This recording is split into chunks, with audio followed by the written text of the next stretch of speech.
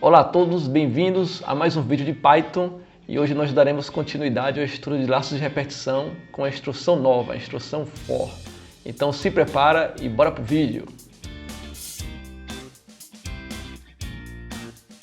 Então pessoal, como eu havia comentado na abertura, a gente vai dar continuidade ao estudo de laços de repetição. Não acabou ali com o while não. Agora nós vamos aprender uma nova instrução que também trata de laços de repetição, que é a instrução for. Então, como sempre, vou deixar o link da apresentação na descrição do vídeo. Nosso conteúdo de hoje é bem simples, é só a instrução for. Eu deixei um destaque aqui para a função range, que é uma função que vai nos auxiliar a fazer certas repetições usando o for. Então, vamos dar sequência. Instrução for, vamos entender a instrução for.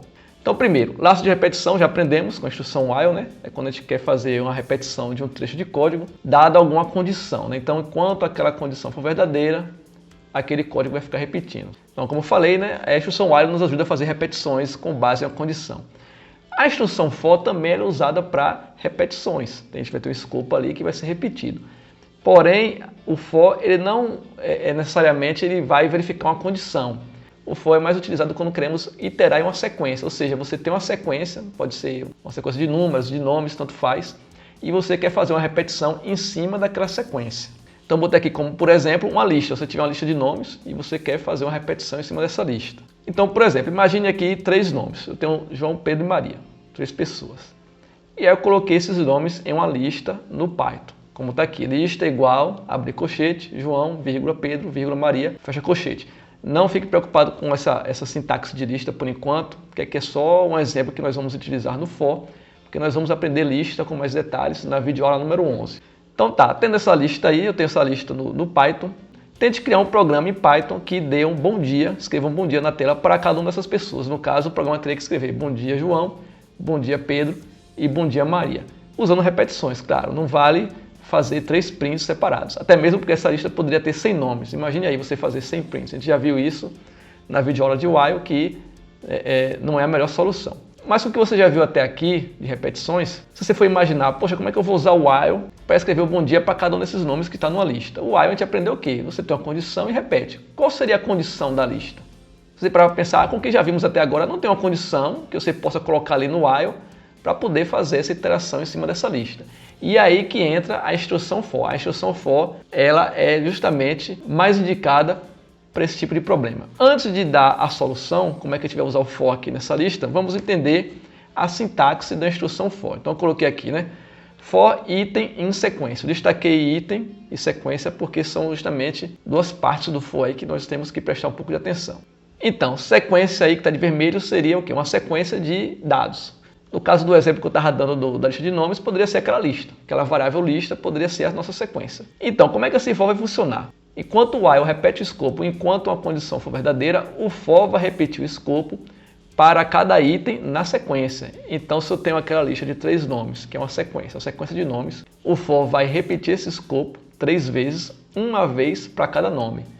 E aí, em cada repetição, em cada iteração dessa, a variável item, que está aqui destacada de azul, ela vai assumir um daqueles nomes. Então, se eu tenho João, Pedro e Maria, na primeira repetição, item vai ser João, na segunda repetição, item vai ser Pedro, e na terceira repetição, item vai ser Maria. Então, como eu digo aqui, para cada item da sequência, a variável item vai assumir seu valor e poderá ser usada no código de escopo. Lembrando que todos aqueles conceitos de escopo e indentação que a gente viu no while e no if também vale para o for. Eu não botei mais aquelas marcações aqui, mas repare que é a mesma coisa. Eu tenho aqui o for, uma instrução for, 2 pontos, e as instruções do escopo, elas estão indentadas, tá vendo?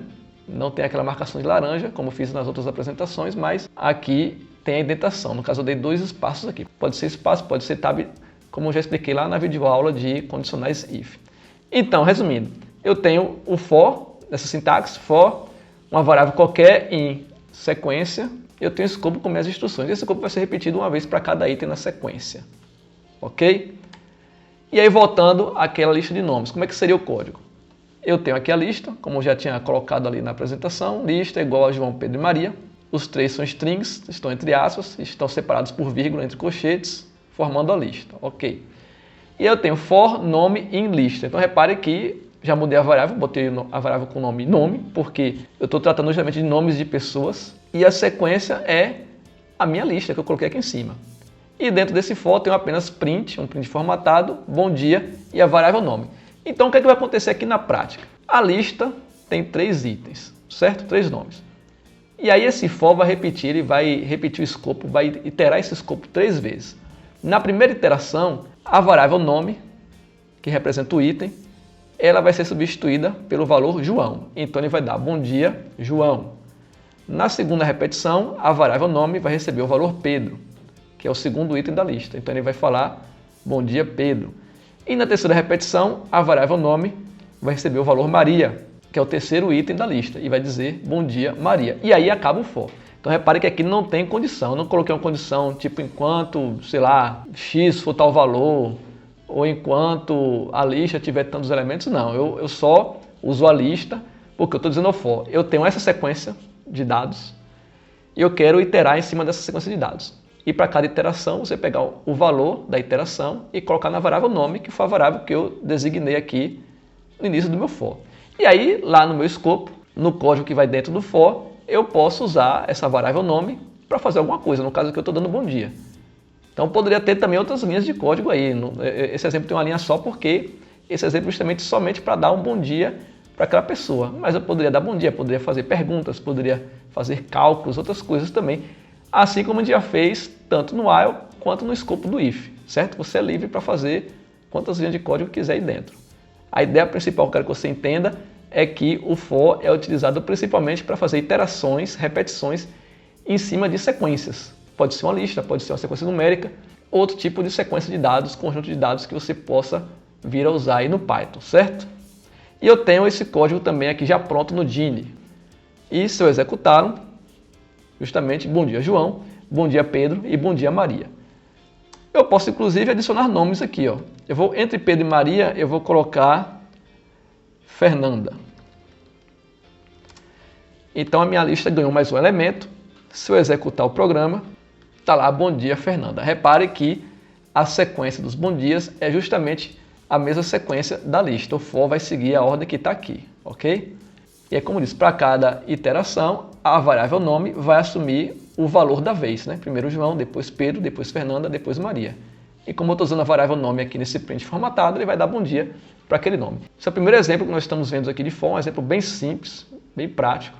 E essa questão de lista, como disse, lista a gente vai entender melhor lá na videoaula 11 para frente. Que é só um exemplo para entender como é que o for funciona, antes de a gente partir para a lista, ok? A gente fez aqui uma repetição, um laço for, usando uma sequência de nomes, numa lista no caso. A gente pode também usar uma sequência numérica. E aí que entra, como eu falei ali no início, a função range. A função range é uma função que gera uma sequência numérica. Como é que funciona aqui? Ó? Eu tenho esse exemplo, for x em range 0,10. E dentro do for, print x. Então se você for fazer uma analogia com o for que a gente viu anteriormente, a sequência vai ter um conjunto de números, e para cada número, esse x vai assumir o número da vez, e ele vai escrever esse número na tela com print x, certo? Tá, beleza. Então como é que funciona esse range aí? Ele vai gerar uma sequência numérica a partir do primeiro parâmetro até o número anterior ao segundo parâmetro. Então nesse caso aí, que eu tenho range 0,10, o primeiro parâmetro é 0, então a sequência vai começar em 0, 0, 1, 2, 3. Ele termina no último número antes do 10, no caso 9. Esse range vai fazer uma sequência de 0 até 9. Então, o primeiro número onde começa, não é que termina naquele segundo número, não vai terminar em 10, vai terminar um número anterior ao 10, certo? Então é a forma que o range trabalha aí no Python, sequência de 0 até 9 nesse caso aí.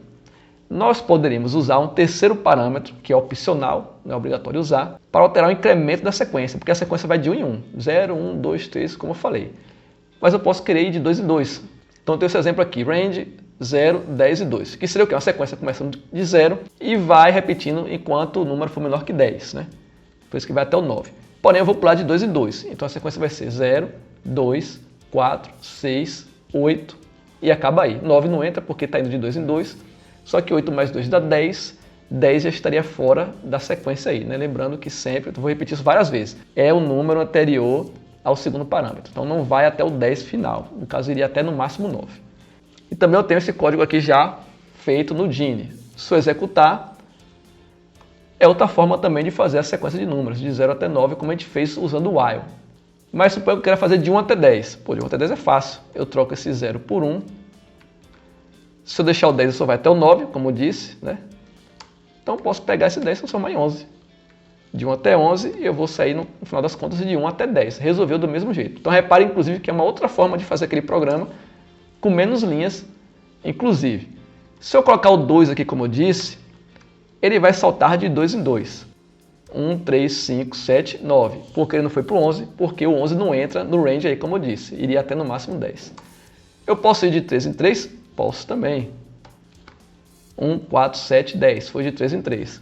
Então tá, o range é justamente para isso. Ele vai gerar uma sequência numérica ali, certo? Então, recapitulando essa questão do for. Enquanto o while faz a repetição baseada em uma condição, ou seja, enquanto aquela condição for verdadeira, eu estou repetindo, só deixo de repetir quando ela for falsa, o for ele faz a repetição em cima de uma sequência. Então você tem que ter uma sequência de dados, pode ser, como eu disse, uma lista, pode ser uma sequência numérica com range.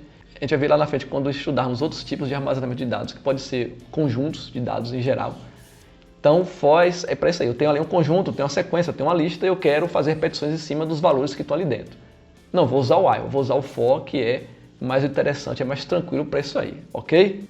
Então, pessoal, essa videoaula fica por aqui. Eu não vou me alongar muito porque nós já entendemos, já estudamos os laços de repetições lá 2 vídeos atrás com o while, né?